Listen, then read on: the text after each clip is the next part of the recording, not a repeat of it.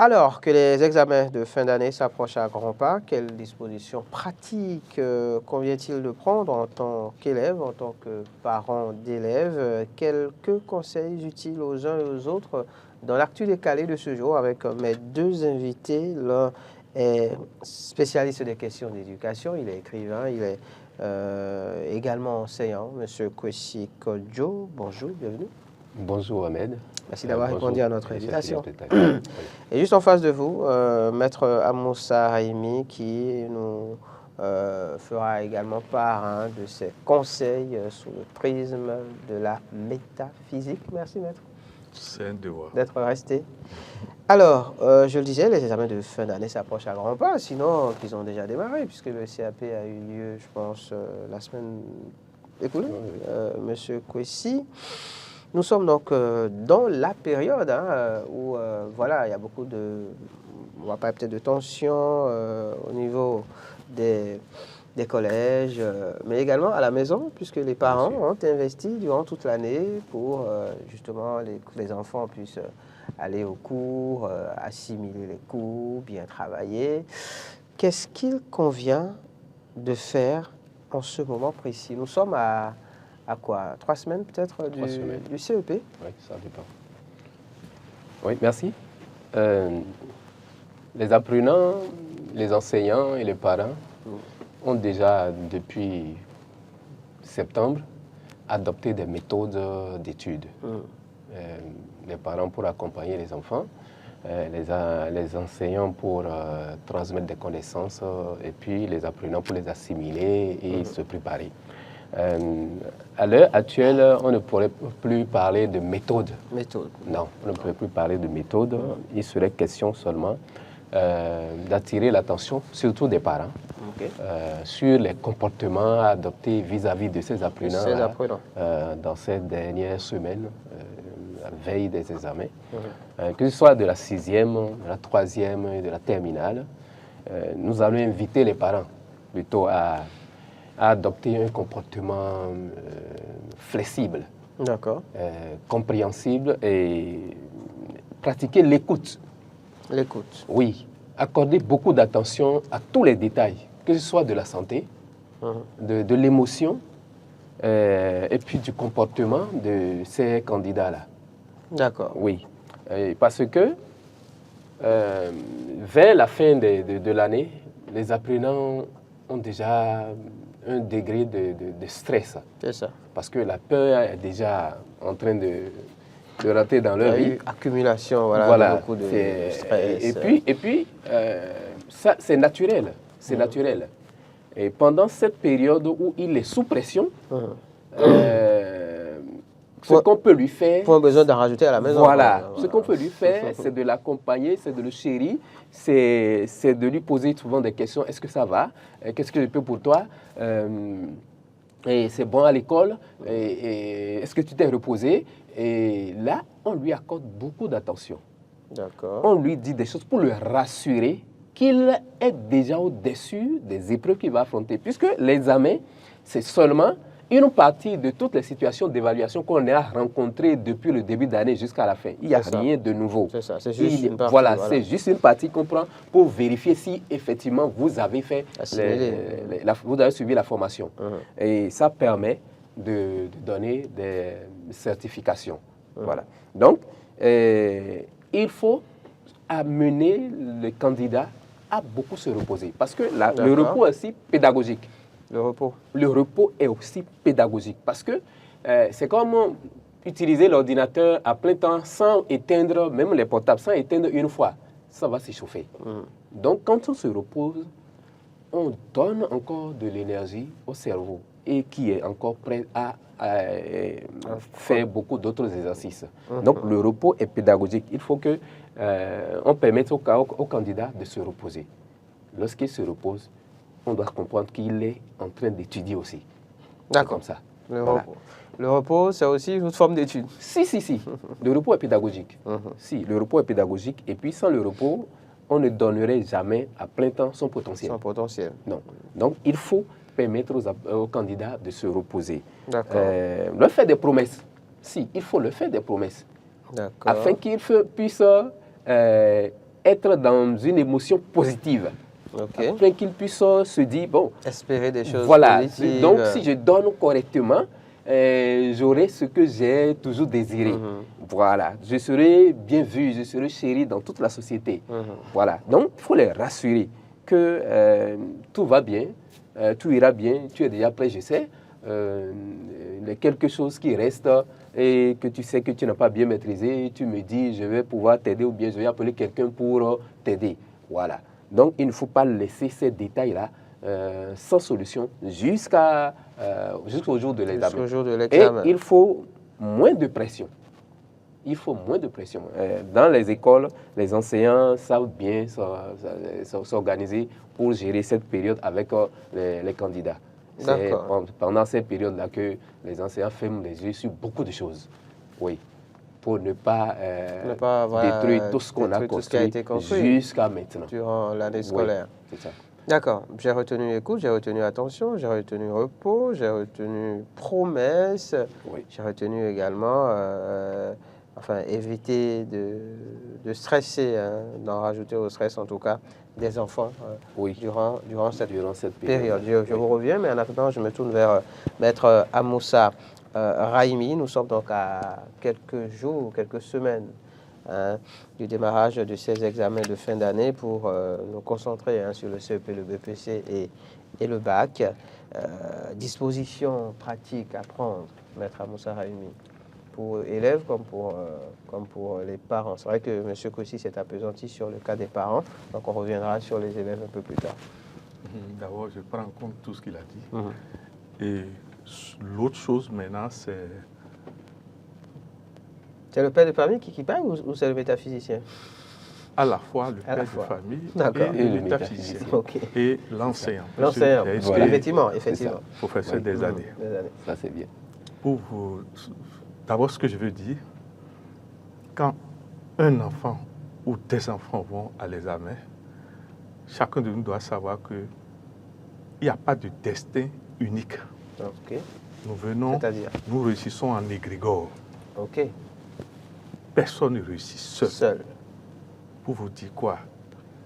Pour pas que les parents disent, et caviar, les conflits autour de l'enfant, autour des parents, il faut les éteindre avant que l'enfant n'aille à l'examen. Parce que quand on dit sorcellerie là, quand il y a des conflits qui n'est pas éteint, l'enfant est sous l'état de troupin. Je ne sais pas si vous voyez, c'est-à-dire on peut profiter de l'état de dissension et se dire, mais quand on n'a rien. Je ne sais pas si vous comprenez. L'autre chose, c'est quoi? Faites tout pour déparasiter les enfants. D'accord. Traiter le palu. Je ne sais pas si vous voyez. Et faites tout pour que si c'est... Moi, je conseille même qu'on aille voir les médecins pour qu'on voit l'état de l'enfant. Quel antibiotique, quelle vitamine. Traiter le palu, traiter les vers, tout ça. Maintenant, au-delà de ça, il y a ce que nous appelons les 4 niveaux de personnalité. Les enfants liés à la terre ne sont pas les mêmes que les enfants liés à l'élément ni à l'air ni au feu. La manière d'aborder les enfants liés au feu, par exemple, l'enfant lié au feu est agité, impulsif. Ils sont chauds. Ils sont chauds. Il faut tenir compte de ça. De manière à ce que, même quand vous pensez que l'enfant dit des bêtises ou fait tout pour vous taire, je ne sais pas si vous voyez, surtout les enfants béliers, et sagittaires, lions. Ces derniers temps, surtout quand ils vont à l'examen, ils sont nerveux. D'accord. Je ne sais pas si vous voyez. Et quand vous prenez les enfants d'élément air, c'est-à-dire les Gémeaux, les Verseaux, les Balances, l'air est instable. Ne demandez pas à ces enfants la mémoire à 100%. Faites-leur retenir par ce que nous appelons la mathématique. Maintenant, quand vous venez aux enfants liés à l'eau, c'est Cancer, Scorpion, ce sont les émotionnels. Évitez tout ce qui peut leur créer des émotions. Ce sont des gens qui ont la mémoire. Mais quand un incident émotionnel les produit, c'est fini. La mémoire est balayée. Je ne sais pas si vous voyez. Maintenant, les enfants de la Terre, c'est Taureau, Vierge, Capricorne. Ce sont des terriens, les mathématiciens. Ne demandez pas à eux là de réciter papa plus maman plus cacaïbo. Exact. On ne leur impose pas quelque chose, il faut leur démontrer ce que vous êtes en train de dire. Maintenant, en dehors de ça,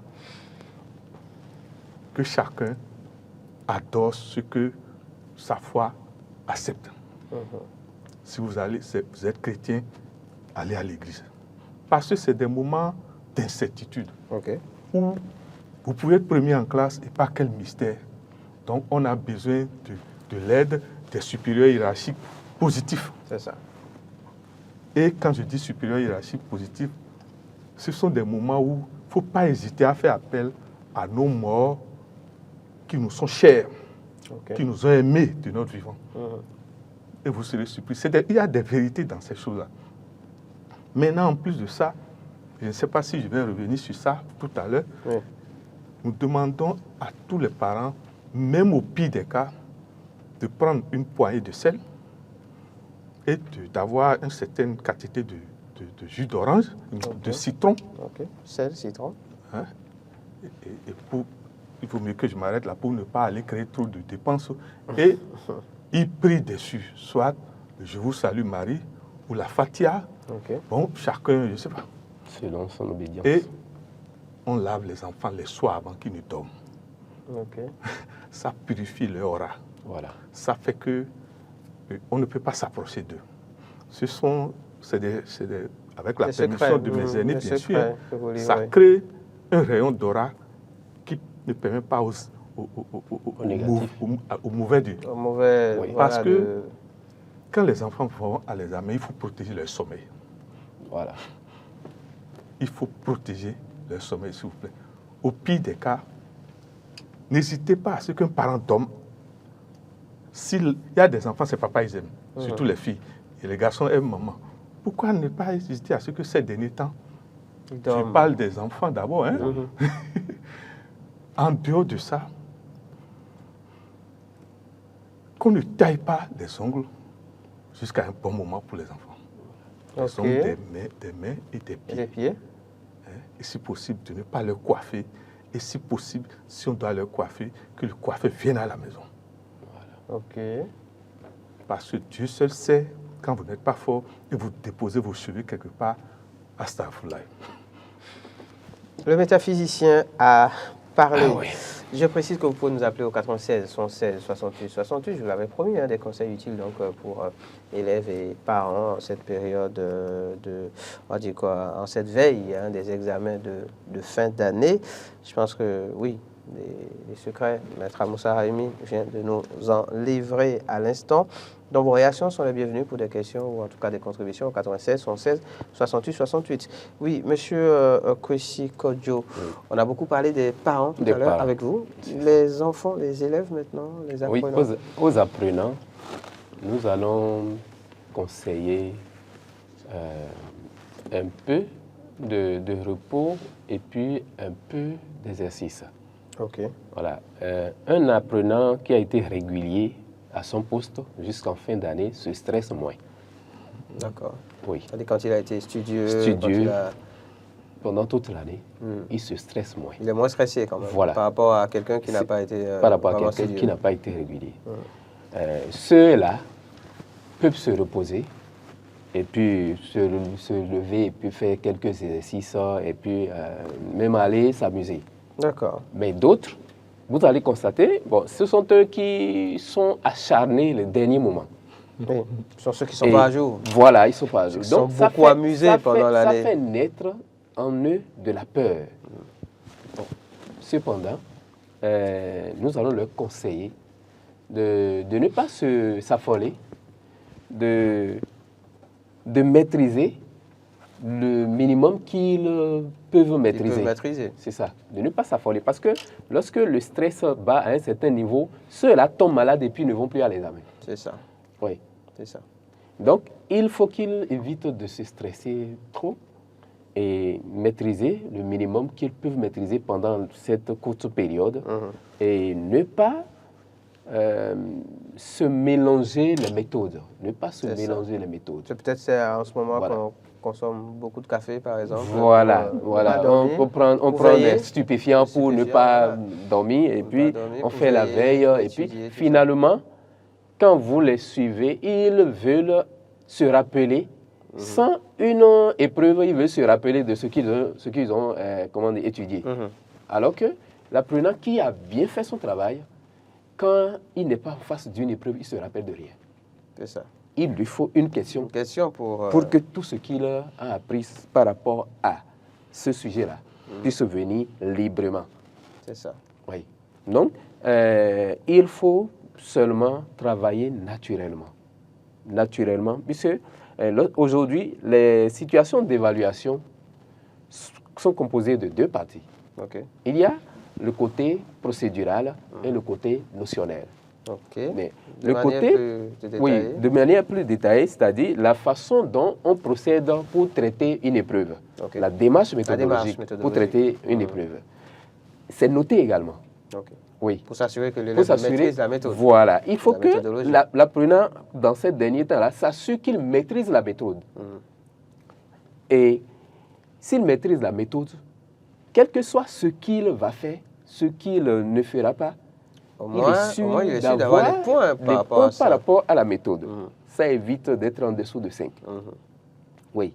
Et puis, les quelques notions, les connaissances qu'on lui demande, s'il donne un peu, facilement, il se retrouve à 10. Pour les moyens, ceux qui n'ont pas été réguliers à leur poste jusqu'en fin d'année. Mais ceux qui sont réguliers, qui sont des élèves bons, eux, ils ont déjà maîtrisé la méthode. C'est ça. Ils ont les connaissances qu'ils auraient à donner. Mais ce qui les trompe souvent, parce que souvent, on constate que les meilleurs échouent et puis ceux qu'on n'attend pas, ce sont eux qui arrivent. Qui réussissent, c'est mais vrai. Qu'est-ce qui les trompe? C'est de l'agitation. D'accord. C'est de vouloir comprendre au-delà de ce qui est demandé. Ce qui est demandé. C'est de penser que non, on ne peut pas donner une petite chose comme ça à l'examen. Non, c'est trop. Non, ça veut dire qu'il y a, plus. Il y a un piège. Et ils trouvent le piège qui n'est pas, et puis ils composent le piège. Et finalement, ils finissent par se piéger. Donc, de comprendre les consignes. Aujourd'hui, d'ailleurs, la pédagogie insiste que les consignes soient claires. D'accord. Maître Amoussa Raimi, vous avez donné quelques conseils tout à l'heure. Vous avez parlé de bain, purification, tout ça, ne pas couper les ongles, les cheveux. Vous n'avez pas parlé des bics de chance. On en entend beaucoup parler. Par cette période, on en entend beaucoup parler. Permettez que je ne rentre pas dans ça. D'accord.